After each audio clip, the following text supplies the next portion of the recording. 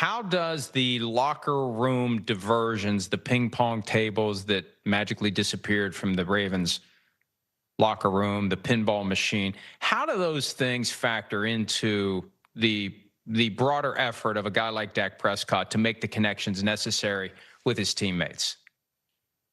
Well, I saw that story with the Ravens, and some people will have their comments about that franchise and what they're going through right now. But to me, they've been a model franchise for whatever it is, 30 years. They've been so good for so long, and John Harbaugh has done a fantastic job. So whatever buttons they've been pushing through the years are the right ones. I've been in those places where the ping pong tables are added, and I've been there when they've been taken out.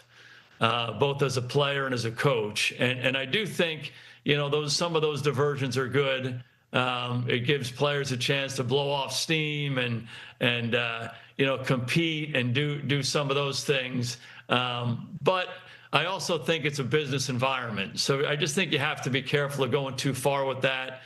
The team that I was on where they took them out, it seemed like everybody, they couldn't wait to get out of meetings to get back to the ping pong table.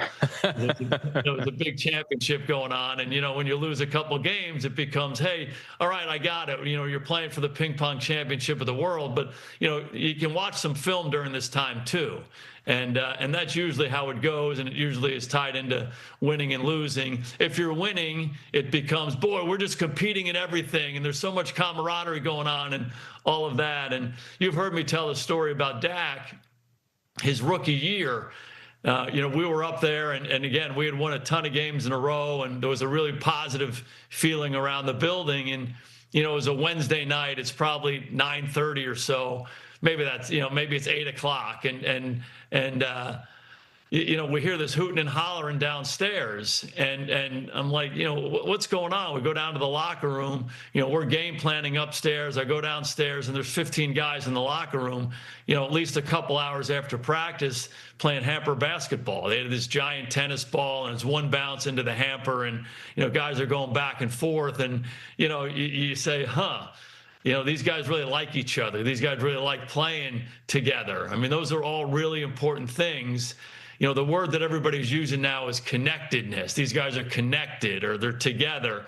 I always like it where it's a little bit more organic. They just like being around each other, and they like playing football, and they like going out to dinner and all of that. And so a lot of those things are really positive signs for a team that's together and wants to be around each other. And I think that helps them win.